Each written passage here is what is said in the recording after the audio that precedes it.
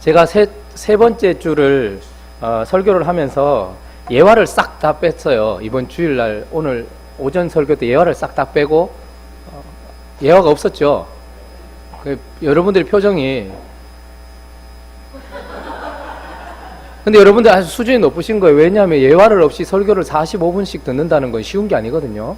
그런데 그래서 어쨌든 여러분들과 제가 이제 맞춰가는 겁니다. 그죠? 행복한 우리 교회 성도님들과 또 제가 맞춰가면서 여러분들과의 이 커뮤니케이션이 잘 이렇게 되도록 해야 되겠죠. 근데 오후에는 제가 지난주에 보니까 여러분들 중에 저를 유혹하시는 분들이 좀 많았어요. 뭐 이러시면서 심지어는 지금 요즘에 동성애가 그 판을 치는데 남자분들도 저에게 또 그런 식으로 이렇게 하시더라고요. 어쨌든 행복한 우리 교회는 제 스타일의 여자는 한 명밖에 없습니다. 여러분들 아무리 유혹하셔도 안 되고, 그래서 오후에는 이 예화를 빼고 우스갯소리 없이 그냥 가면 서로가 힘들겠구나 이런 생각이 들어요. 좀 즐거운 마음으로 갈 수 있도록 제가 최선을 다하도록 하겠습니다. 자, 3강의 제목은 뭡니까? 신앙생활입니다. 여러분, 이 신앙생활이란 말은 쉽게 할 수 있는 게 아닙니다. 왜냐하면 2강을 지나지 않으면 우리가 지난주에 살폈던 것처럼 예수 그리스도를 나의 구주로 영접하고 그분을 이제 나의 주인으로 영접하지 않은 사람에게는 있을 수 없는 단어가 바로 신앙생활입니다. 그래서 가장 오해가 많이 되는 단어이기도 합니다.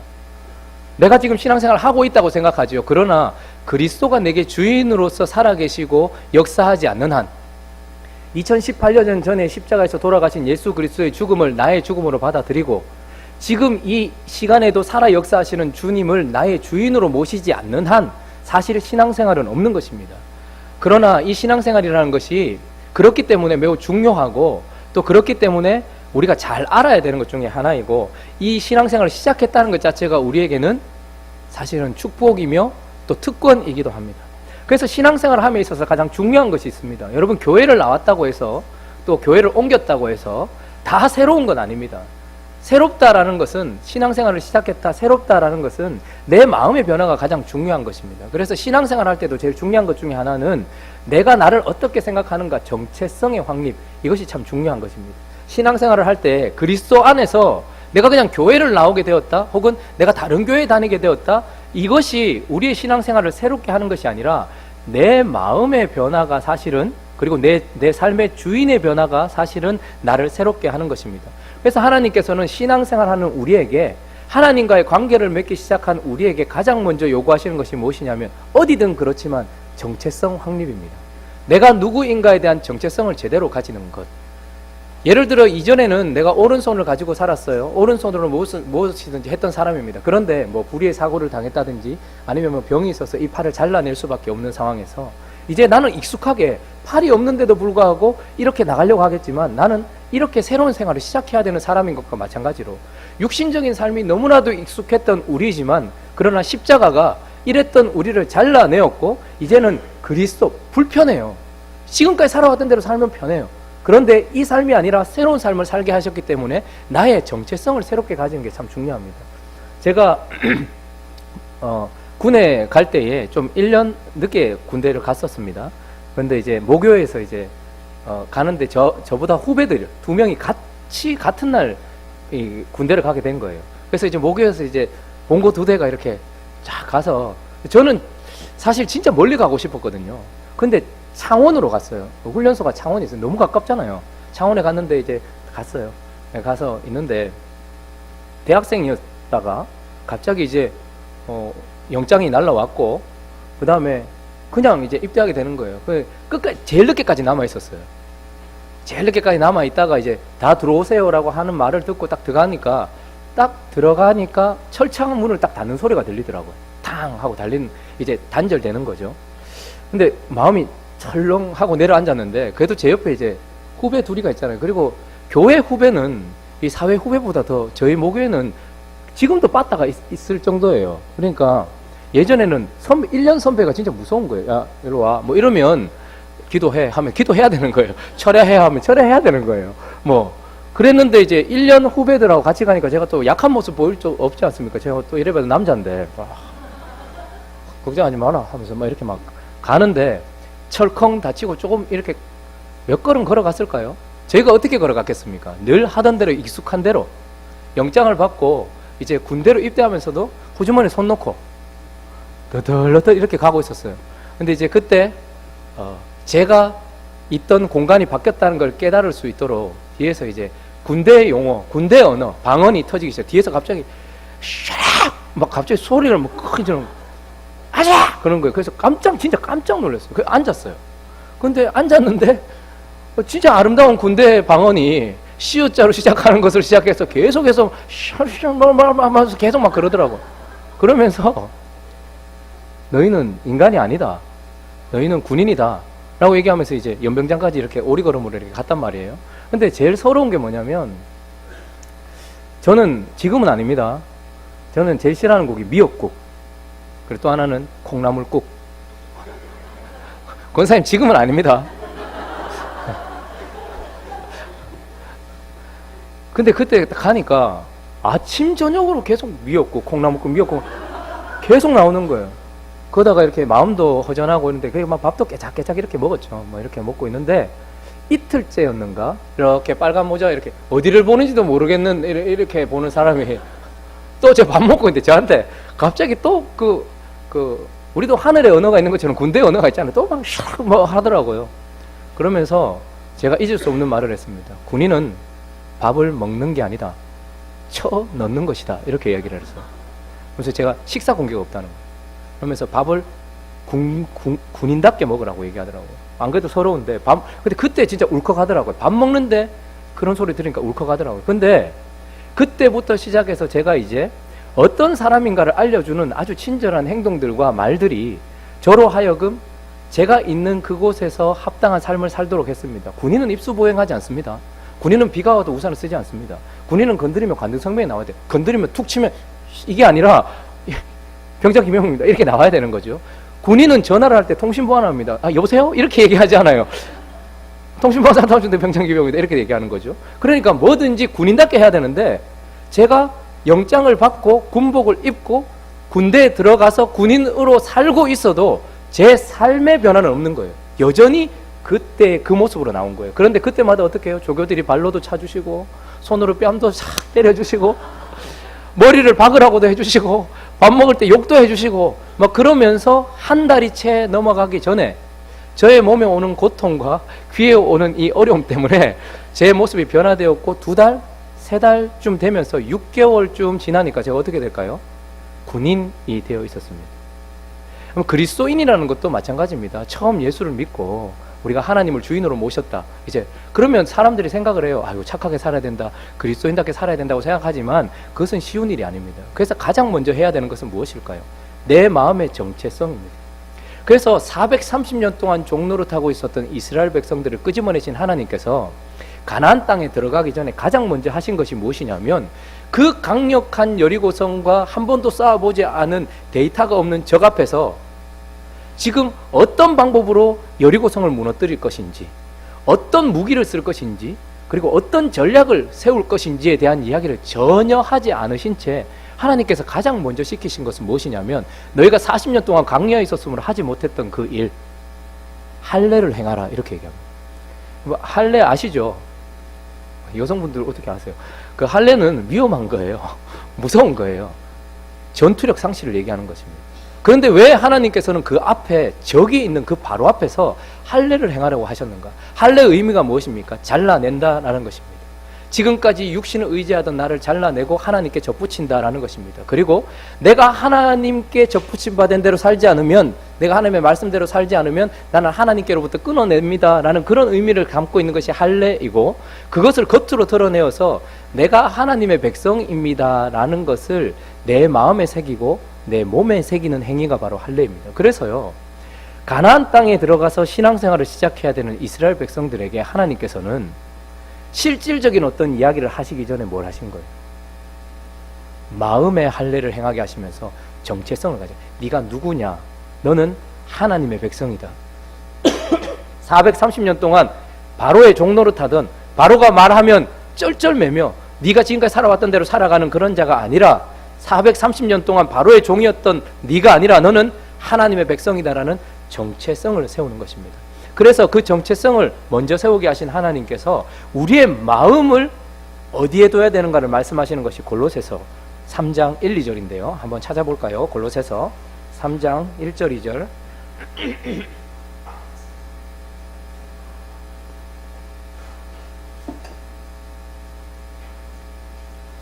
신약성경 327페이지 골로새서 3장 1절과 2절 말씀.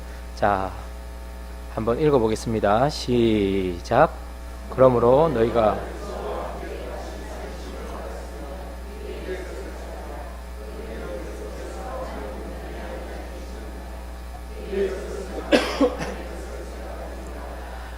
여러분은 그리스도와 함께 다시 살았습니다라고 표현을 하고 있습니다. 죄 가운데서 내가 주인 되어 살던 내가 이제 끝났습니다. 바울이 고백하는 것처럼 내가 그리스도와 함께 십자가에 못 박혔습니다. 나는 이제 내가 생각하는 대로 살지 않고 내가 지금까지 살아왔던 방식대로 살아가지 않습니다. 나는 이제 그리스도와 함께 다시 살았습니다. 하늘을 감각하지 못하던 내가 복음으로 말미암아서 하나님을 의식하게 되고 하나님의 말씀이 내게 교훈이 되고 책망이 되고 바르게 하고 의로 교육하는 것이 됩니다. 내게 가치가 됩니다. 그러므로 당신은 하나님과 연결되었습니다. 영적으로 살았습니다. 그렇기 때문에 너는 하나님의 사람이 되었기 때문에 그런 정체성 때문에 무엇을 요구하는가 하니까 하늘에 있는 것에 마음을 두라고 얘기합니다. 그러니까 중요한 것은 정체성을 어디에 두느냐는 내 마음을 어디에 두느냐와 관련이 있습니다. 여러분 어디에 마음을 두고 계십니까? 다 보이게 돼 있어요. 마음은 보이지 않지만 저 사람의 삶을 보면 저 사람이 어디에 마음을 두고 있는지 다 보이게 되어 있습니다. 그런데 하나님께서 우리에게 요구하십니다. 이제 네가 하나님의 사람이 되었기 때문에 이 땅을 버려라라고 얘기하지 않습니다. 이 땅을 그냥 막 살아라고 얘기하지 않습니다. 이 땅의 것은 필요 없다라고 얘기하지 않고 마음을 요구하시면서 하늘에 두라라고 이야기를 하고 계시는 것이죠. 자꾸 군대 얘기를 하게 되는데 제가 처음에 이제 자대 배치를 받고 나니까 제 고참들이 제 걸 다 가져갔어요. A급이라고 말해요. 새거 다 가져가고 CD지로 줬어요. 쓰던 거, 자기 거 제가 다 줬어요. 런닝 다 드러난 거, 더러운 거, 누런 거, 뭐 이런 거. 저는 그런 거 진짜 싫어하거든요. 근데 그걸 줬어요. 근데 제가 일병 때 딱 바뀌었어요. 보직이 바뀌었어요. 군수과. 우리 부대에 들어오는 모든 물품을 관리하는 곳. 그러니까 군대, 우리 3탄약 중대에 들어오는 모든 먹는 것, 입는 것, 마시는 것은 다 제 손을 거쳐야 되는. 그래서 제가 그거를 딱 심어놨어요. 딱 묻어놨어요. 그런데 나중에 되니까 여기에 대한 마음이 없는 거예요. 제대할 때쯤 되니까 마음이 없는 거예요. 뭐 그렇다고 제가 이게 필요 없는 게 아닙니다. 군복 새거 필요하고요. 런닝도 필요하고 피복 뭐 이렇게 뭐 다 필요하죠. 그런데 뭐죠? 마음을 어디에 두느냐의 문제인 것 같아요. 곧 나는 여기서 2년 이제 곧 있으면 제대하는데 마음은 어디에 있는 거예요? 저기 있는 거예요. 군대 갓 들어간 애들한테는 마음이 어디에 있을까요? 여기에 있으니까 휴가 하나에도 벌벌 떨고 런닝 하나에도 벌벌 떨고 그렇게 하지만 사실 실제로 저기에 마음이 있는 사람에게는 여기서 함부로 살지는 않아요. 여기서 뭐 그렇다고 필요 없다고 생각하지 않아요. 여러분 초대교회 성도들이 오늘도 우리가 나눴지만 자기의 것을 다 나눠줬다고 얘기합니다. 그들이 넉넉했기 때문에 아닙니다. 그리고 그 물질이 소용없는 것이기 때문에 아니에요. 마음이 어디에 있었기 때문인 거예요. 하나님께 가 있었던 거예요. 그러니까 영원히 함께 하게 돼. 지금 내 옆에 있는 사람, 여러분 한번 보십시오. 그러니까 우리가 서로 진짜 사랑하는 게 중요합니다. 지금 여기서 만난 분들이 지금 잘못하면 영원히 봐야 되는 상황이거든요. 근데 초대교회 성도들이 본 건 그거예요. 나와 영원히 함께 하게 될 사람들의 필요가 눈에 보인 거예요. 그러니까 마음이 어디에 가 있느냐가 중요한 것 같아요. 창세기 50장에는 요셉의 죽음으로 이 창세기를 끝내는 이야기가 나옵니다. 여러분이 잘 아는 것처럼 요셉은 파란만장한 삶을 살았어요. 형들에게 팔림을 당하고 노예로 갔다가 종이었다가 총무가 되었다가 강간 미수범으로 감옥에도 갔다가 총리가 되는 이런 파란만장한 삶을 살았는데 그가 30살쯤 되었을 때 총리가 되고 나서 한번 생각해 보십시오. 지금으로 말하면 한 미국의 2인자가 되었다. 그러면 한국에서 막 사는 거하고는 차원이 다른 삶을 살 겁니다. 손가락 하나로 사람을 죽이고 살리고 그 한마디로 하늘 같은 삶을 살았을 거예요. 그런데 그런 삶을 살았던 요셉이 죽으면서 뭐라고 얘기하는 거니까 나는 죽을 것이나 나는 반드시 죽을 것이나 너희들 한 가지 약속을 해라. 하나님께서 반드시 당신들을 돌보실 텐데 그러면 그때에 내 해골이라도 메고 올라가라 이렇게 얘기해요. 요셉이 지금 이런 말을 하는 이유는 무엇이냐면 요셉은 이집트라는 그 당시 가장 강대국에서 2인자라는 큰 큰 영화와 축복을 누리면서 살았어요. 그런데 하나님이 그 이집트에 살고 있는 요셉에게 말씀하신 약속이 있었어요. 요셉, 그리고 너의 민족은 여기가 끝이 아니야.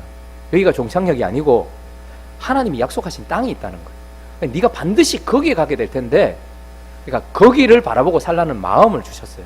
그래서 요셉은 사실은 이집트에 살면서 부족할 것 없이 살았겠죠.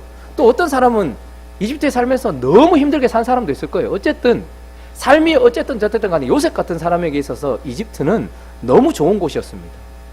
그런데 그가 죽으면서 뭐라고 얘기합니까? 네, 하나님께서 반드시 당신들 돌보셔서 이집트 여기에서 우리를 끄집어내실 것이다. 그리고 하나님이 가게 하시는 최종 약속의 땅이 있는데, 나는 지금까지 살면서 여기서 정말 편안한 삶을 살았음에도 불구하고 내 마음은 어디에 있었다는 거예요? 하나님이 약속하신 거기에 있었다는 거예요. 그렇기 때문에 나는 그 약속하신 것을 못 보고 지금 간다. 눈을 감는다. 그러나 하나님은 그 약속을 지킬 것이고, 그래서 너희들이 하나님이 약속을 지키는 그때에 나가게 되거든. 나를 이곳에 묻지만 그러나 내 해골을 메고 어디에다 물어달라는 거예요. 내가 평생 바라봤던 하나님이 약속하셨던 내 마음이 가 있었던 그 약속의 땅에 내 뼈를 거기에 묻어둘라, 이렇게 얘기하는 거예요. 그러니까 요셉은 그렇다고 이집트에서 그냥 살았겠습니까? 총리로서 얼마나 최선을 다해서 살았겠습니까? 이집트를 부강하게 만든 장본인이었습니다. 그러니까 최선을 다해서 살았죠. 그런데 그의 마음은 어디에 있었다는 거예요?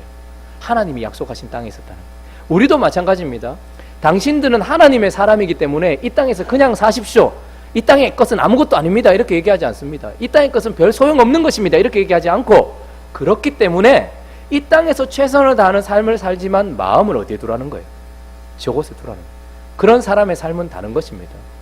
우리가 이 땅에서 80년, 90년 살겠지만, 그러나 뭐 50년, 60년, 70년 몇 년을 살지 모르겠지만, 그러나 하나님이 우리에게 요구하시는 것은 마음을 거기에 두고 사는 사람의 태도로 살아라는 거예요. 그러면 우리의 삶이 다르겠죠. 제대를 눈앞에 두고 있는 사람의 하루의 생활과 지금 갓 군대에 들어온 군인의 생활이 다른 것처럼, 하나님은 정체성을 가지고서 마음을 거기에 두고 살아라 라고 이야기를 하고 계시는 것입니다. 그래서 중요한 것은 내가 누구인가라는 정체성과 함께 내 마음에 뭘 담느냐가 중요해요. 그래서 돈은 일만하게 뿌리가 아닙니다. 뭐가 일만하게 뿌립니까? 돈을 사랑함이 일만하게 뿌리. 여러분, 좋은 집은 일만하게 뿌리가 아닙니다. 돈을 말버는 회사는 일만하게 뿌리가 아니에요. 예쁜 내 아내는 일만하게 뿌리가 아닙니다. 그런데 그것을 아내는 빼고요. 그것을 사랑함은 일만하게 뿌리가 되는 거예요. 그때부터 이 좋은 차에, 이 좋은 집에, 이 웰빙의 삶에, 이 취미 생활에 마음을 두기 시작하면 그때부터 하나님과 멀어지기 시작합니다. 그렇기 때문에 신앙생활의 가장 중요한 것은 마음은 하나님께 두고 그분과 함께 이 땅을 살아가는 것이 중요하다라고 이야기를 하고 있는 것입니다. 자, 그래서 신앙생활을 정체성 확립과 마음을 하나님께 두고 시작하여서 무엇이라고 정의 내리면 좋을까라고 생각해 보면, 저는 하나님께서 결혼 생활을 빗대어서 우리에게 얘기하신다고 생각합니다. 전혀 다른 존재, 남자와 여자, 그리고 전혀 다른 삶을 살았던 우리가 어느 순간 만나서 결혼을 해요. 그러니까 둘이 하나가 되는 것처럼 신앙생활이란 하늘에 속한 하나님과 이 땅에 속했던 우리, 그리고 전혀 다른 삶을 살았던 거룩했던 하나님과 죄 가운데 있었던 우리가 그분의 피로 말미암아서 속죄함을 받고 어떻게 해요? 결혼 생활하는 것과 똑같아요. 그래서 신앙생활이란 결국 하나님과 관계 맺기다, 이렇게 생각하면 될 것 같습니다. 그리고 또 신앙생활이란 말 그대로 신자가 믿을 신자이고 앙자가 높일 앙이죠. 그래서 모든 사람이 다 신앙생활을 합니다. 예수를 안 믿는 사람도 무엇인가를 믿고 무엇인가를 높여요. 자기 자신을 믿거나, 자기 자신이 가지고 있는 돈을 믿거나, 자기 자신이 가지고 있는 이 어떤 철학이나 생각이나, 그리고 자기의 수완을 믿거나, 그래서 자기 주먹을 믿거나, 그래서 그걸 믿고 그걸 높이는 삶을 살아요. 그런데 성경이 말하는 신앙생활은 무엇입니까? 이제 그랬던 우리를 접고 끝을 내고 나 자신을 믿던 내가 하나님을 믿고 그리고 하나님을 높이는 삶을 사는 것, 그래서 그분과 연합하여 결혼 생활을 시작한 것, 그걸 신앙생활이라 생각하면 됩니다. 자, 그러면 여러분, 결혼 생활이 쉽습니까? 어땠습니까? 여러분의 지금 생활, 결혼해가지고 많이 행복하셨습니까?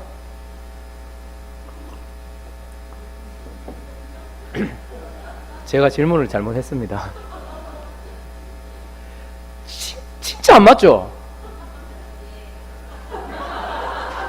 왜 이래 안 맞노?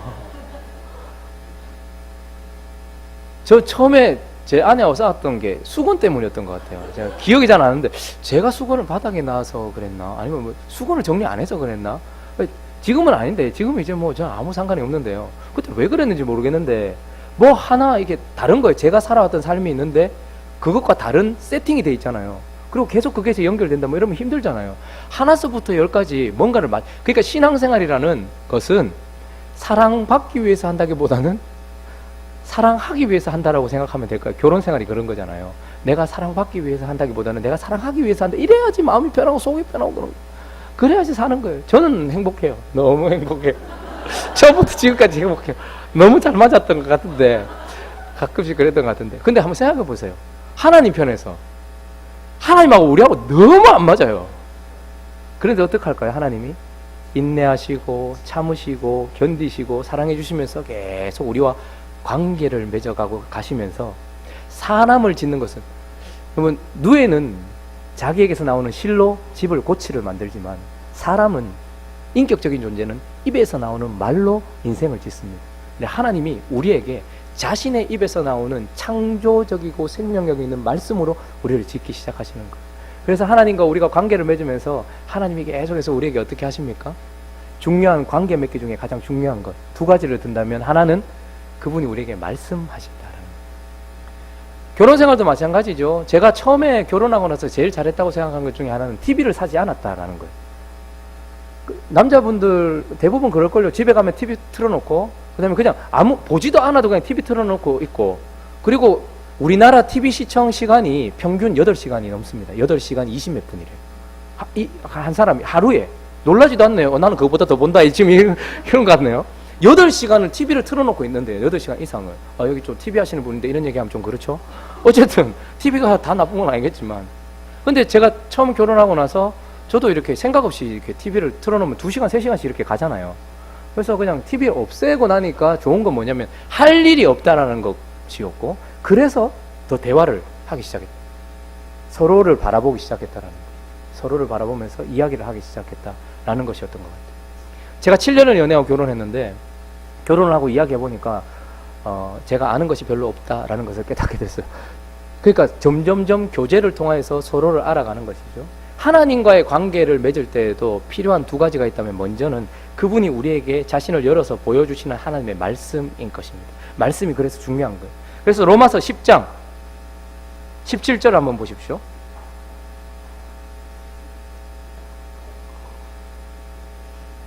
한번 읽어주시겠습니까? 로마서 10장 17절.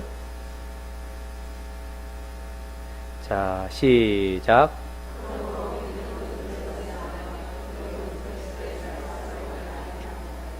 우리가 믿었기 때문에 구원받는 게 아니고 구원받았기 때문에 믿음을 받았어요. 그런데 이런 믿음은 관계 속에서 누군가를 의지하게 되고 그를 붙들게 되는 그 믿음은 어디에서부터 난대요? 들음으로서부터 난대요. 우리가 하나님을 경험했습니다. 이스라엘 백성들도 출애굽할 때 하나님을 경험했어요. 그러나 사실 하나님께 자기 자신을 맡기는 데까지는 시간이 많이 걸렸습니다. 아브라함도 믿음으로 친척 본토 아비집을 떠났음에도 불구하고 하나님을 향한 전폭적인 신뢰로 자기 자신을 드린 데까지는 과정이 있었어요. 근데 그 믿음이 어디서부터 시작되는가? 하나님의 말씀을 들음으로부터 시작되려는 것이죠. 그래서 하나님과의 관계 속에서 가장 중요한 것은 그분이 우리에게 말씀하신다라는 것입니다. 또 하나 신명기 17장 9절에 보면 제가 한번 읽어드릴게요.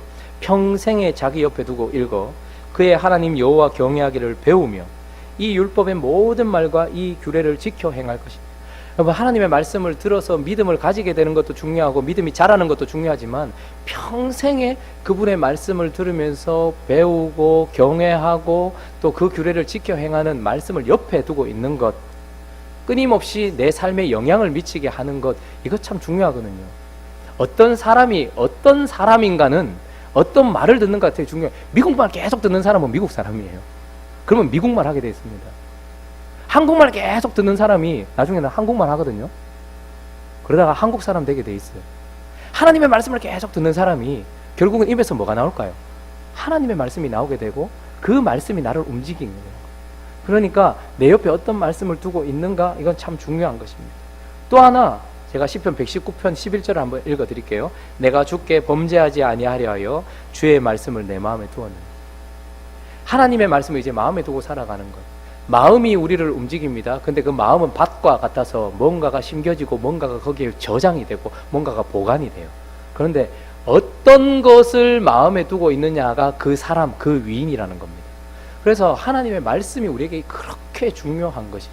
하나님과의 관계 속에서 그분이 우리에게 끊임없이 말씀하시고, 그분이 끊임없이 우리를 인도하시고, 그분이 끊임없이 우리를 그분의 말씀으로 만들어가고 계십니다. 그래서 구원을 창조라고 다시 이야기를, 하나님께서 아무것도 없는 곳에 말씀을 선포하셔서 무엇인가를 만드셨던 것처럼 죄 가운데 어둠과 혼돈과 공허 가운데 있었던 우리에게 하나님께서 말씀을 선포하셔서 우리를 구원받은 백성으로 만드신 이것 또한 새로운 재창조의 개념을 하나님께서 끊임없이 말씀을 하시면서 지금도 우리에게 말씀하고 계시는 것입니다. 그래서 이 말씀은 그리스도인에게 양식인 것입니다. 양식이 없으면 살아갈 수 없는 것처럼 말씀이 왜 이렇게 중요하냐? 그것은 바로 의사소통의 기관이기 때문이기도 하죠. 하나님께서 우리에게 말씀하시고, 마치 부부가 내가 내 말을 전하고 상대방이 내 말을 전하는 것처럼, 그렇듯이 하나님께서 우리에게 말씀하시는 것은 그분이 우리를 만들어가는 수단이며, 또 하나 그분이 우리에게 양식을 주는 수단이기도 때문에 그렇게 중요한 것입니다. 자, 그런데 참 감사한 것은 하나님이 우리에게 말씀만 하신다면 얼마나 힘들겠어요. 혹시 가정에서 그런 분들 있나요? 주로 말만 우리 가부장적인 가정이 그랬잖아요. 우리 교회는 그런 분들이 없겠죠. 또 분위기 또 싸요. 또 말 잘못했어요. 지금 오후에 지금 정신을 똑바로 차려야 되는데, 아버지가 말만 해요. 아버지만 말해요. 그 말에 대해서 자녀는 어떻게 생각하는지 들어보지 않아요. 그 말에 대해서 아내는 어떻게 생각하는지 대화하지 않아요. 이런 가정은 정말 힘들거든요. 아버지가 틀릴 수도 있는 건데, 그렇잖아요. 물론 틀리진 않지만 만약에 하나님께서 우리에게 계속 하나님의 마음만, 하나님의 뜻만 우리에게 일방통행으로 계속해서 주신다면 우리 얼마나 힘들겠어요. 근데 하나님은 참 감사하게 마치 부부가 서로 소통하듯이 어떤 대화를 하면 또 누군가는 이 이야기를 하는 것처럼 하나님은 우리의 음성도 듣기로 하죠. 일방통행이 아니라 쌍방통행으로, 양방향으로. 그래서요, 말씀은 하나님을 듣는 시간이에요. 기도는 이제 뭐죠? 그 말씀을 들은 우리 마음속에 있는 것들과 우리 삶 속에 있는 것들을 하나님께 올려드리는 시간. 그래서 하나님과의 관계 속에 중요한 것 하나는 하늘로부터 내려오는 그분의 말씀이고, 또 하나는 그분의 신부된 우리가 하나님께 올려드리는 기도가 그렇게 중요하다라는 것입니다. 여러분, 기도는 영혼의 호흡이라고도 하죠. 우리를 살게 하기도 합니다. 계속 듣기만 하는 것이 아니라 호흡을 통해서 하나님께 올려드리는 것이기도 해요. 기도는 그렇게 중요한 것입니다. 대화. 그래서 결국 말씀과 기도는 대화라고 할 수 있겠죠. 대화. 서로 간에 오가는 대화. 그런데 기도가 왜 그렇게 중요할까? 예수님 당시에 그 많은 선생들이 자기 제자들에게 기도를 가르쳤어요. 그래서 세례 요한도 자기 제자들에게 기도를 가르쳤고, 그 당시에 바리새인들도 자기 제자들에게 기도를 가르쳤어요. 그래서 기도를 이렇게 해라 저렇게 해라 가르쳤는데, 그것을 들었던 제자들이 예수님께, 예수님 우리도 기도를 좀 가르쳐 주세요, 이렇게 이야기를 해요. 그래서 예수님, 다른 사람들 기도 가르쳐 주는데 우리도 기도를 좀 가르쳐 주세요 라고 얘기했을 때 가르쳐 주셨던 기도가 뭐죠? 우리가 예배 마지막에 자주 하는 주기도문이에요. 그래서 그 주기도문은 이런 형식으로 외워서 올려드리라는 것이 아니라 그런 내용을 담아서 샘플이 되어서 그런 내용으로 하나님께 기도해라 라고 우리에게 주어진 것입니다. 그런데 그렇게 가르쳐 주신 기도의 첫 번째가 무엇입니까? 하나님께서 제일 먼저, 중요한 게 가장 먼저 나오게 되어 있죠. 그런데 기도를 가르쳐 주셨던 예수 그리스도께서 가르쳐 주신 기도에 가장 먼저 나오는 것이 무엇이에요? 하늘에 계신 우리, 아주 충격적인 단어였어요. 예수님 이전에는 그 누구도 하나님을 향해서 아빠라고 선포한 사람이 아무도 없었거든요. 그런데 기도를 가르쳐달라고 하는 자기 백성들에게, 자기 제자들에게 예수님께서 가장 먼저 가르쳐 주셨던 것은 기도는 아빠라고 부르는 거다, 이렇게 얘기합니다. 왜 그게 그렇게 중요했을까? 하나님 편에서 가장 받고 싶은 것을 우리에게 요구했었지 않겠습니까? 기도를 할 때. 제가 아는 선교사님 중에 자녀가 6이 있는데요, 5은 배 아파 나왔고 하나는 가슴으로 나왔어요. 근데 이제 아주 어렸을 때, 저는 입양을 해본 적이 없기 때문에 입양 절차를 잘 모르는데 아주 까다롭다고 하더라고요. 그래서 그냥 나 뭐 물건 고르듯이 나는 얘 하고 이렇게 데려올 수 있는 게 아니고, 그 전에 이 사람의 뭐 경제적인 수준이나 뭐 인격적인 그런 것들도 확인을 하고, 그 다음에 이렇게 맞춰보고 이 아이에게 이게 맞는지 이것도 확인해보고, 그래서 이 아이를 이렇게 데려오는 과정이 있대요. 근데 아주 어릴 때 한 아이를 데리고 왔는데, 여자아이를 데리고 왔는데, 이미 이 아이를 데리고 오기 전부터 이제 오랫동안 접촉을 하면서 이 아이를 마음으로 받았겠죠. 그리고 기도하면서 사모님하고 이 아이를 이제 데리고 해서 이제 실행이 돼서 아이를 데려왔는데, 사람이 참 영적인 동물이다 보니까, 영적인 존재다 보니까, 아주 어렸을 때 데려왔는데도 얘가 아는 것 같더래요. 그러니까 나는 여기 5명하고 좀 다르다라는 걸 아는 것 같더래요. 그 왜 그런가 했더니, 얘는 특징이 뭐냐면 절대 실수를 하지 않으려고 한다. 그리고 쉽게 용서를 받아들이지 못한다라는. 그러니까 늘 긴장을 해 있는 거예요. 얘 애들은 막 저지레를 하고 막 이래도 아무렇지도 않은데 얘는 언제나 조심을 하는. 근데 또 하나는 이렇게 아빠가 용서를 해줘도 얘네들은 잘못을 크게 했는데도 알았어, 다음부터 그러지 마 이러면 바로 자유한데, 얘는 그런 자유를 잘 못 누리잖아요. 가장 큰 특징은 뭐냐면 아빠라고 부르지 않더라는 거예요. 그 자기를. 근데 이 선교사님이 4년을 기다렸대요. 4년을. 얘가 말을 하고 난 이후에도 아빠라고 하지 않는 이 아이를 4년을 기다렸다. 근데 어느 날은 사무실에 이렇게 앉아 있는데, 그 막내, 그러니까 똑똑똑 문을 두드리는 소리가 아주 어눌한 거 보니까 그 아이인 거예요. 그래서 들어와.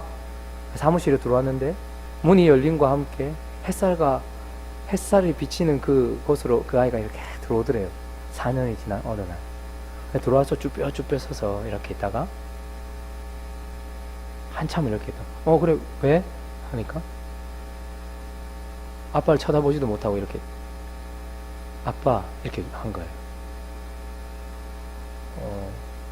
몇 년을 기다렸는데 그 말이 처음으로 선교사님 귀에 들리는 순간 이 주체가 안 되더래요. 선교사님 마음이.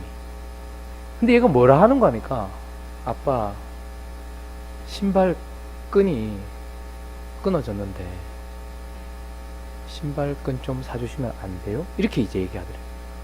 선교사님이 야 일로 와. 얘를 막 눈물이 막 흐르더래요. 끌어안고 야 신발끈이 아니라 아빠가 신발 12켤레 더 사줄게. 아빠가 다 사줄게. 이렇게 얘기했는데, 그 순간에 선교사님 마음을 기쁘게 했던 것은 그 아이가 자기의 아빠, 이미 오래전에 그 아이를 자녀로 받은 그 아빠에게 처음으로 아빠라고 했던 그 순간입니다. 왜 예수님께서 우리에게 기도를 가르치실 때 가장 먼저 해야 될 말을 하늘에 계신 우리 아빠라고 부르라고 했을까요? 우리는 2번 하나님 거잖아요. 그분이 우리를 창조하셨기 때문에 우리는 하나님 거고요. 그분이 자기 아들의 핏값 주고 샀기 때문에 우리는 2번 하나님 거예요. 그런데도 삶을 살면서 우리는 아빠라고 부르지 않습니다. 입으로는 그렇게 말할지 모르겠지만 우리는 그런 삶을 살지 않아요. 내가 하고 싶은 대로. 여러분, 손가락 하나 들 힘만 있어도, 지푸라기 하나 잡을 힘만 있어도 우리가 하나님 안 찾습니다. 우리는 하나님을 붙들지 않아요. 어떻게든 내가 해보려고 해요. 그런데 그리스도인이란, 하나님과 관계 맺은 사람은 이 문제를 해결하는 데 초점이 있는 것이 아니라 이 문제를 아버지와 해결하는 데 초점이 있는 사람인 거예요. 그래서 기도를 가르치셨던 그 예수 그리스도께서 가장 먼저 너희가 하나님을 가장 영화롭게 하는 것은 그분의 뜻을 청산유수처럼 막 올려드리고 하나님의 영광을 위해서 뭔가를 막 쏟아내는 그런 것이 아니라 단순히 하나님이 창조하신 대로 아빠라고 불러라. 그러면 하나님께서 가장 기뻐하실 것이다 얘기하시는 거예요. 그래서 신앙생활에 있어서 중요한 것, 기도는 누구한테 하는 거예요? 그래서 하늘에 계시지만 그러나 우리를 위하여 아들 주신 우리 아버지께 기도를 하게 되는 것입니다. 자, 그러면 기도는 언제 하는 것입니까? 그러면 기도를 언제 하세요? 한 번씩. 식사할 때, 자기 전, 무시로. 성경은 뭐라고 얘기합니까? 데살로니가 전서 5장 17절은 쉬지 말고, 엄청 부담되는 말이에요. 기도는 외적인 것이 그렇게 중요한 것은 아닙니다. 기도를 가르치실 때 주님께서는 무릎을 꿇어야 된다는지, 뭐 눈을 감아야 된다는지, 손을 모아야 된다는지 이런 얘기는 하시지 않습니다. 그러나 기도를 하는 우리가 눈을 감아, 세상으로부터 눈을 감을 때 믿음의 눈이 더 명확하게 뜨여지고, 손을 모을 때 우리의 마음이 더 간절하게 주님께 모이기 때문에 그럴 것이고, 무릎을 꿇을 때에, 엎드릴 때에 우리가 겸손하게 하나님만 바라볼 수 있기 때문에 아마 그렇게 되겠죠. 어쨌든 근데 기도는 언제 하는가? 기도는 쉬지 않고 하는 것이래요. 왜냐하면 호흡과 같기 때문에 그렇습니다. 여러분, 우리가 살기 위해서 호흡을 합니까? 살아있기 때문에 호흡을 합니까? 살기 위해서 하십니까? 지금 사람 많다. 지금 뭐 산소 부족한데, 내가 좀 더 먹었는데. 이렇게 해서 숨 쉬는 사람은 아무도 없습니다. 우리는 지금 하나님께 생명을 주셨기 때문에 살라는 그 명령 때문에 호흡을 당연하게 하게 돼 있어요. 근데 우리의 영을 살리신 하나님이 우리한테 뭘 부어 넣으셨어요? 그분의 영을 불어 넣으셔서 우리가 살았어요. 그래서 우리는 호흡하게 되어 있습니다.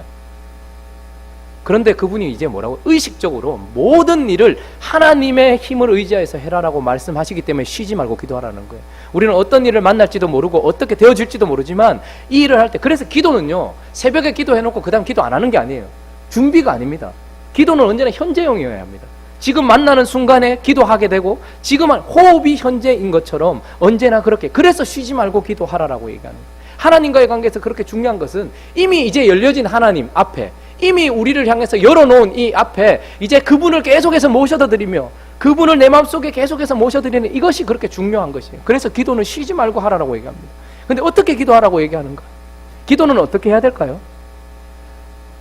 쉬지 말고, 이것도 중요한데 보통 한국 사람은 기도를 어떻게 해야 됩니까? 물어보면 간절하게 해야 됩니다. 이렇게 얘기를 많이 해요. 한국 사람의 특징이죠. 소나무를 뽑은 뭐 이렇게 이제 많이 해요. 근데 기도에 있어서 더 중요한 것은, 그것보다 중요한 것은 기도를 할 때는 감사함으로 하나님께 아뢰는 거예요. 일단 아무것도 염려하지 말고 다만 모든 일에 기도와 간구로 너희 구할 것을 감사함으로 하나님께 아뢰라. 그리하면 모든 지각에 뛰어나신 하나님의 평강이 그리스도 예수 안에서 너희 마음과 생각을 지키시리라. 여러분, 기도한다고 우리 환경이 바뀐 게 아니고 마음과 생각을 지키신대요. 어떻게 보면 현찰이 필요한데 현찰을 주는 게 아니고 현찰 줄 거다라는 마음을 받는다는 거예요. 그런데도 불구하고 아직까지 안 받았어요. 우리는 언제 감사합니까? 보통 줘야 감사하지. 땅을 구했는데 땅을 받아야지 감사합니다 이렇게 하지, 땅 안 줬는데 감사합니다 이렇게 안 하잖아요. 기도는 대부분 힘들고 어려울 때 하는데 상황이 안 바뀌었는데 감사하는 건 좀 이상하잖아요. 그런데도 불구하고 하나님은 기도를 할 때 쉬지 않고 기도하면서 감사함으로 하래요. 아무것도 안 받았는데 왜 그럴까?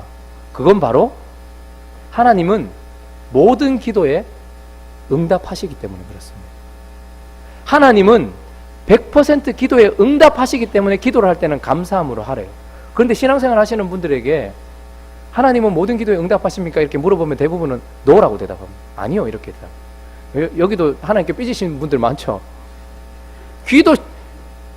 기도하면 뭐 다 들어준다 해놓고 기도 뭐 지금까지 했는데 기도 안 들어주고 뭐 이런 것들이 얼마나 많아요. 그래서 하나님 응답 안 하신다. 그래서 이제 대외용으로는 뭐 전도하거나 이제 좀 이게 주변 사람들한테 얘기할 때는 야, 하나님한테 기도 우리 하나님 100% 다 들어준다 이렇게 얘기해놓고 속으로는 아유 니도 신앙생활 해봐라 아닌데 이렇게 생각할 때가 많죠. 근데 왜 하나님은 실제로 기도를 하면 100% 다 응답하신다고 성경을 통해서 우리에게 얘기하실까요? 거짓말을 하신 것이 아니고 사실인데 기도의 응답에 대한 개념이 서로 다른 거예요. 우리가 생각하는 응답이란 무엇이냐면 내가 생각한 대로 내가 구한 대로 받으면 응답인 거예요. 근데 하나님이 생각하시는 응답이란 무엇이냐면 아버지의 뜻대로 좋은 것을 주실 때 응답인 거예요. 여러분 지금 우리 애들이 3명 있잖아요.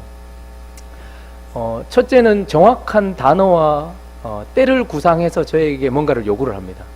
둘째는 때를 쓰면서 제게 요구합니다. 셋째는 한 단어로 요구합니다.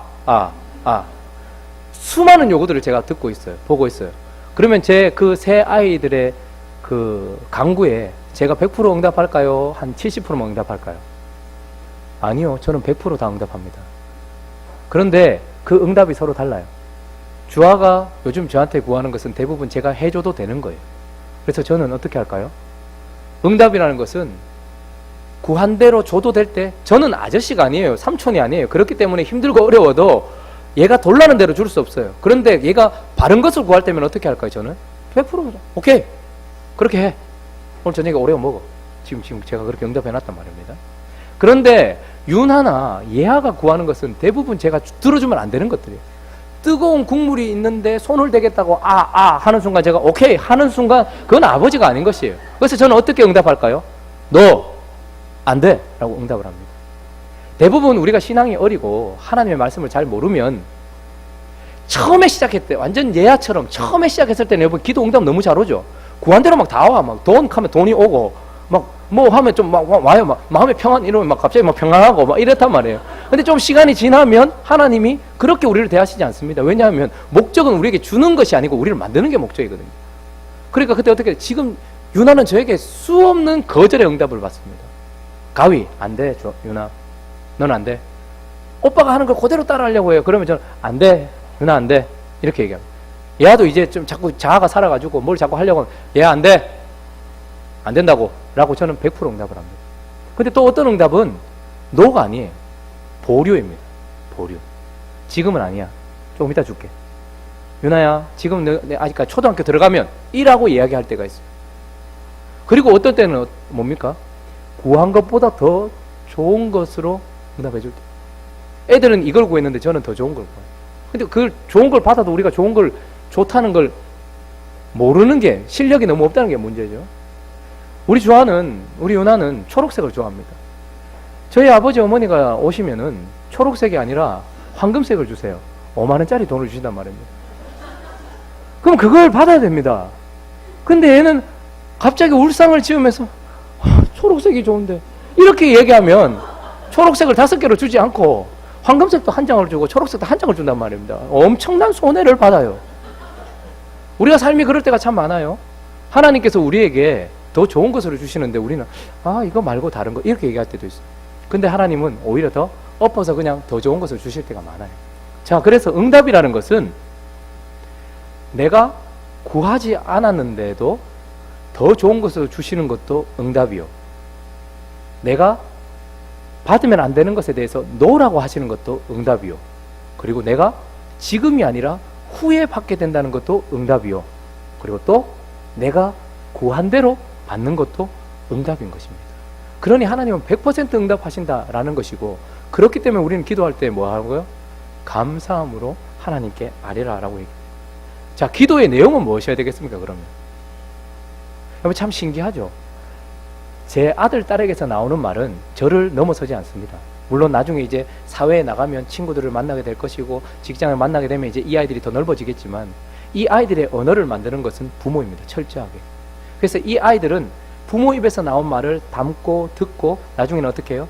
그것이 한 단어가 나오게 되고 한 문장이 나오게 되고 의미를 담아서 얘기하는 것이죠. 그러면 기도는 무엇입니까? 기도는 내가 생각하는 것을 하나님께 때를 써서 얻어내는 수단이 결코 아닙니다. 진짜 기도는 무엇이냐 하면 하나님이 뜻하고 계신 모든 것들을 이제 내 입으로 하나님 하십시오라고 구하는 것입니다. 그래서 성경의 기자들이 대부분 솔로몬도 그랬습니다. 다윗도 그랬습니다. 에스겔도 그랬습니다. 느헤미야도 그랬습니다. 기도를 언제 시작하냐면 하나님의 뜻이 밝혀지고 난 이후에 기도를 시작해요. 희한하죠? 하나님이 70년 만에 포로 생활을 그치게 할 거예요. 이 말 들었으면 하나님이 그렇게 하실 텐데 구할 필요가 뭐가 있어요? 그런데 그때 그것을 깨달은 다니엘이 어떻게 합니까? 하나님, 이렇게 뜻하신 대로 이루십시오라고 기도를 올려드려요. 그러니까 사실 기도라는 것은 처음에는 그래요. 우리 원하는 것 구하고 우리가 원하는 것들을 하나님께 아뢰는 것도 기도입니다. 그런데 신앙이 자라고 삶이 더욱더 하나님 앞에 가까이 가게 되면 어떻게 됩니까? 아버지의 뜻을 구하게 되어 있습니다. 그래서 기도란 성경을 덮어놓고 내 이야기를 하는 것이 아니라 성경을 펼쳐놓고 아버지의 뜻을 구하는 것이 기도인 것입니다. 그래서 그렇게 아버지의 말씀과 우리가 하나님께 올려드리는 우리의 마음이 만나서 신앙생활을 계속해서 나가면서 결국 우리가 그분을 닮아가고 그분을 사랑하게 되는 것, 이것을 신앙생활이다라고 이야기를 하는 것입니다. 자, 그래서요, 우리가 좀 중요하게 생각해야 될 것이 있는데, 오해하는 것 중에 하나는, 기도 시간에도 하나님의 음성을 듣잖아요.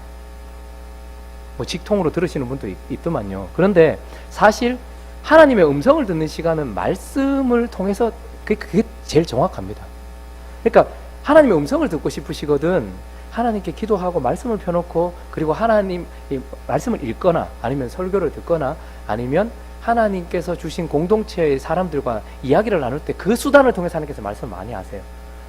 기도의 시간은 엄밀히 말하면 내가 하나님의 뜻을 구해 올리는 시간인 겁니다. 그러니까 그 뜻을 듣는 것도 맞지만 그 시간에는 하나님이 기도 시간에 우리의 음성을 듣고 싶어 하시고 우리의 마음을 받고 싶어 하시는 거예요. 그래서 일방통행이 되지 않도록 하나님은 끊임없이 우리에게 말씀하시는데, 요즘에 보니까 이제 예아가 이제 말을 하려고 하나 봐요. 아에서 갑자기 오늘 막 방언을 하다 뭐 이런 약간 이런 말을 해요. 얼마나 기다려지는지 모르겠어요. 하나님 편에서도 마찬가지겠죠. 하나님의 말씀이 들려지는 것, 그것을 듣는 귀가 복되지만 그걸 들었던 귀가 마음으로 담아서 입을 통하여서 하나님께 다시 올려드려지는 거, 하나님 힘들어요.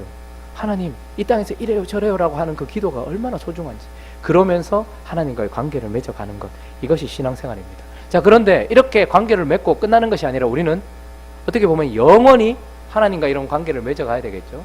그래서 이 관계를 유지하는 데 있어서 중요한 것들, 필요한 것들이 있는데 한 두 가지만, 여러 가지가 있겠지만 두 가지만 살펴보면 첫 번째는 믿음인 거예요. 믿음. 자, 히브리서 11장 6절 한번 읽어주시겠습니까? 히브리서 11장 6절. 자, 시작.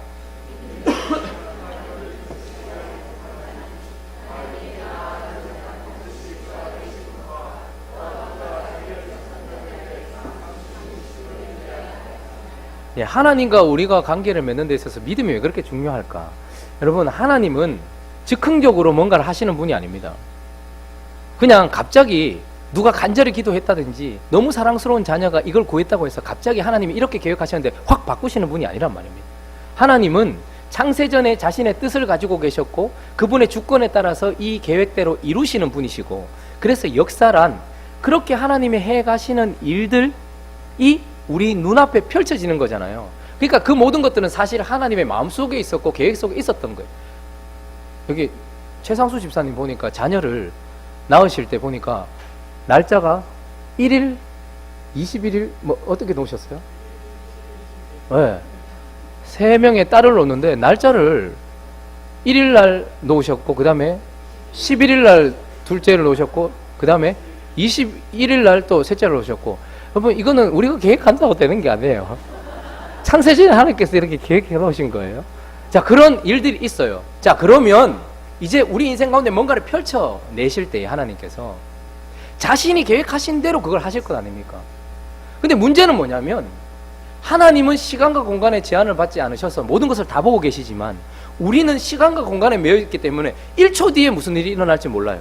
그리고 이 벽 뒤에 뭐가 있는지 몰라요. 그렇기 때문에 하나님이 어떤 일을 하려고 하시는데 우리는 그걸 못 보기 때문에 그런 하나님과 우리가 대할 때에 믿음이 반드시 필요하고, 아브라함이 봤을 때는 100세 돼가지고 내가 애를 못 낳는다는 거예요. 내가 70 몇 세에 약속 받았는데 지금 13년이 흘렀습니다. 하나님 차라리 엘리에셀이나 그냥 내 후계자로 삼게 해주십시오, 이렇게 얘기하는데 하나님은 보면서 얘기하는 거예요. 하나님은 저기를 보시면서 지금 얘기를 하고 계시는, 네가 100세의 아들을 안을 것이다 이렇게 얘기합니다. 사라는 웃어뿐입니다. 그냥. 그래서 하나님이 왜 웃냐? 안 웃었는데요. 네가 웃었느냐? 진짜 기도 바라기 싫어. 뭐 이렇게 된 거잖아요. 근데 이런 하나님의 역사를 이루어 가실 때에 제한을 가지고 있는 우리는 하나님의 뜻을 받기 전에 보지 못하기 때문에 뭐가 필요할까요? 하나님이 그래서 우리를 대하시는 원리가 뭐냐면 약속이라는 원리로 대해서. 왜? 못 보니까. 그래서 하나님께서 어떻게 하면 아브라함에게 약속을 주시는 거예요. 100세 되던 해에 네가 아들을 낳을 거다 이렇게 얘기해요. 그리고 430년 후에 네 자손들이 나올 거다 이렇게 약속을 주시는 거예요. 그 약속을 받은 사람에게 필요한 것이 무엇입니까? 바로 믿음인 것입니다. 하나님은 지금도 자신의 약속을 이루어가고 계시고 우리에게는 그 약속을 밝히 보여주고 계세요. 그래서 우리는 반드시 요한계시록을 보게 될 것입니다. 이 땅의 마지막을 보게 될 것이고 우리의 마지막을 보게 될 것입니다. 근데 그때까지 우리는 어떻게 해야 될까요? 그분이 우리에게 하신 약속을 믿어야 되는 거예요. 근데 그런 객관적인 약속도 있지만 우리들에게 하나님께서 감동적으로 주시는 약속들이 있습니다.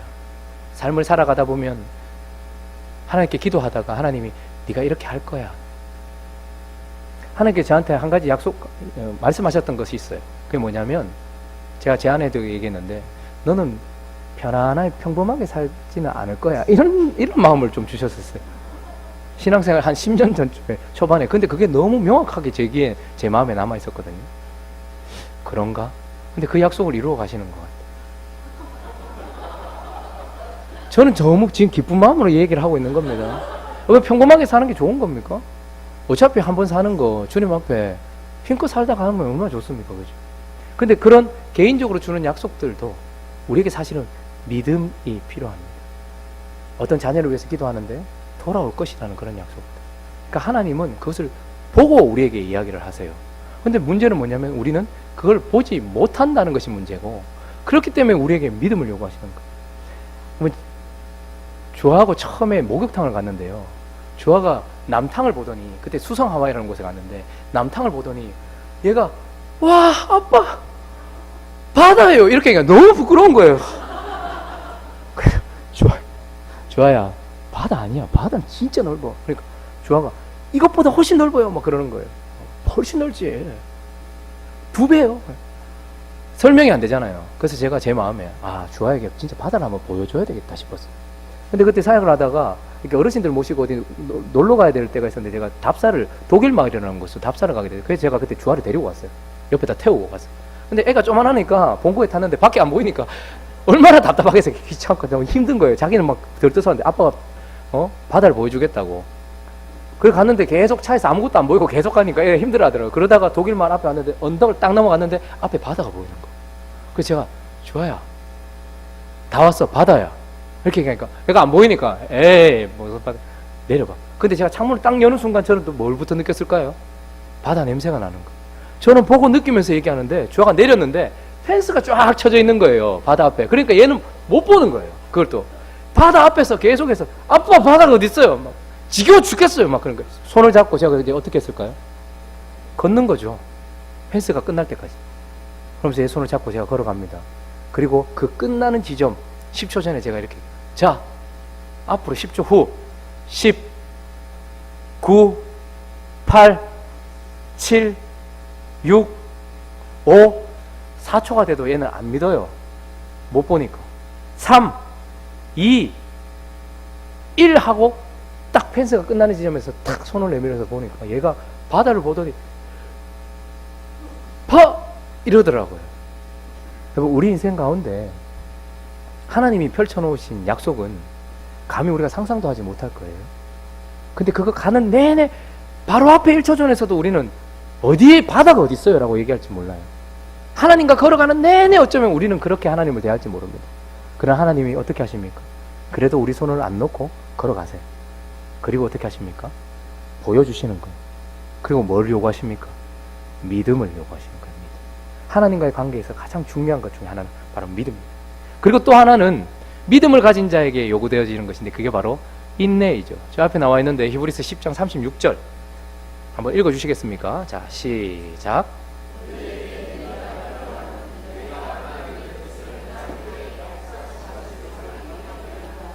자 인내란 아까 전에 말씀드렸던 것처럼 이제 그냥 막 버티고 있는 게 아니에요. 여러분 뭐 일용직 그 노동자들 있죠. 제가 집을 나갔었을 때 노가다를 갔는데 그 당시에는 45,000원을 줬어요. 그 5,000원은 자기들이 떼고 4만원을 제가 가져갔었는데 근데 가면 그 노가다 아저씨들 중에 베테랑이 있어요. 그러니까 이분들의 특징은 어디에 가야지 일을 적게 하는지 어떻게 하면 삐대는지 이런 걸 너무 잘 아는 거예요. 그런 분하고 같이 가면 좋은 거예요. 갔는데 어떻게 합니까? 해 뜨는 때부터 해질 때까지 일하잖아요. 그러니까 이분들은 뭘 하냐면 어떻게든 해질 때까지 버티고 있는 거예요. 근데 요걸 가지고 인내라고 하지 않습니다. 인내란 마치 장교, 인간을 앞두고 있는 훈련병이 어떻게 해요? 힘들고 어려운 훈련을 다 견뎌내요. 왜요? 요 훈련 끝나고 나면 장교로 임관하기 때문에. 그래서 그 힘든 순간을 버텨나가는 거. 내가 지금 앞으로 반드시 일어난 일을 바라보면서 그 시간을 버텨나가는 거. 그걸 인내라고 합니다. 그래서 인내에는 기쁨이 있는 거예요. 절제에는 기쁨이 있는 겁니다. 하지 못하는 아픔이 있는 것이 아니고 하지 않기 때문에 기쁨이 있는 거예요. 여러분 살 뺄 때도 마찬가지 아닙니까? 또 제가 말을 잘못했어요. 살 뺄 때 이렇게 보면 내가 먹지 않는 고통보다는 내가 이걸 먹지 않고 다이어트를 해서 예뻐졌을 때 내 남편이 나를 이렇게 말을 잘못한 것 같아요. 인내는 반드시 일어날 일을 바라보면서 걷고 있는 그 시간을 얘기하는 것입니다. 근데 하나님과의 관계 속에서 여러분 가끔씩 기도할 때 저는 하나님 앞에 좀 이렇게 토해낼 때가 있습니다. 왜냐하면 하나님하고 저 핀트가 너무 안 맞아요. 너무 하나님 위주로 하시면 우리는 너무 힘들잖아요. 하나님은 영원하시고 하나님은 부족한 게 없으시지만 우리는 영원하지도 않고 너무너무 부족한데 하나님은 하나님 스타일대로 하시니까 하나님 너무 하나님하고 안 맞을 때가 있어요. 그러면 그럴 때면 하나님께서 어떻게 하십니까? 나는 지금 현찰이 필요한데 제자들 지금 막 순간에 지금 얼마나 필요한 게 많은데 내가 너희와 항상 함께 있으리. 이런 얘기는 우리한테 별로 도움이 안 돼요. 항상 함께 알지. 내가 지금 눈에 보이는 뭔가가 필요한데 주님 그런 식으로 우리 신앙생활도 마찬가지 아닙니까? 나 지금 막 힘들고 어려 죽겠는데 막 위협이 느껴지고 막 이런데 막 내가 너와 항상 함께 막 아무 도움이 안 돼요. 그런데도 어떻게 합니까? 하나님은 우리에게 믿음을 요구하시면서 그 시간을 견디게 하세요. 인내하게 하세요. 그러면 인내하고 난 이후에 반드시 그 약속이 이루어지는 것을 보게 하는 겁니다. 우리의 신랑 되신 우리 아버지 되신 하나님이 그분과의 관계 속에서 우리에게 믿음을 요구하시고 인내를 요구하시면서 결국은 우리를 만들어내시고 하나님의 사람으로 신랑에 합당한 신부로 만들어 가시더란 말이에요. 창기 같았던 우리가 거룩한 옷을 입을 뿐만 아니라 그 옷에 합당한 모습으로 만들어지게 하는 것. 그것이 신앙생활이라는 것. 그런데 인내할 때 그렇게 힘든 건 아닌 것 같아요. 그렇게 긴 시간은 아닌 것 같아요. 이 이야기만 하고 마치겠습니다.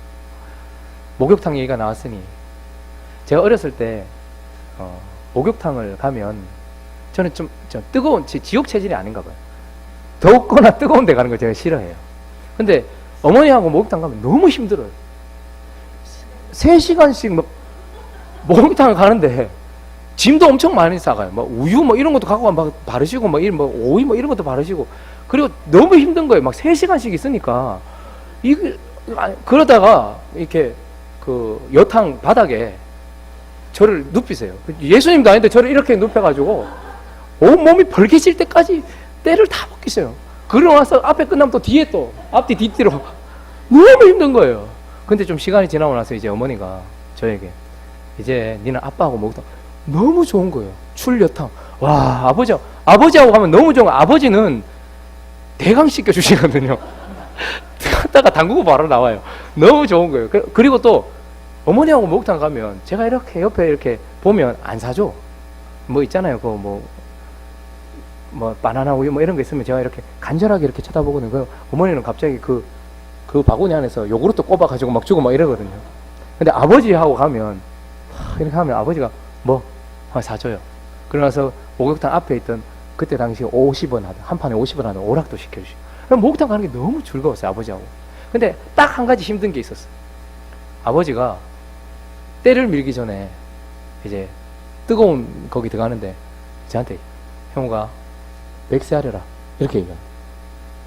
저는 그때 그 말이 천문학적인 수준 100? 제가 100? 이렇게 하면서 들어가요. 그러면 이제 아버지는 시원하다 하면서 들어가시죠. 자, 100만 세 하려라 이렇게 해요. 그럼 제가 어떻게 세야 할까요? 한세 다 하거든, 한세 다 하거든, 한세 다 하거든, 한세 다 하거든, 한세 다 하거든 이렇게 막 세야 되거든요. 마지막 열은 어떻게 셀까요? 나오면서 한세 다 하거든 이렇게 나온단 말이에요.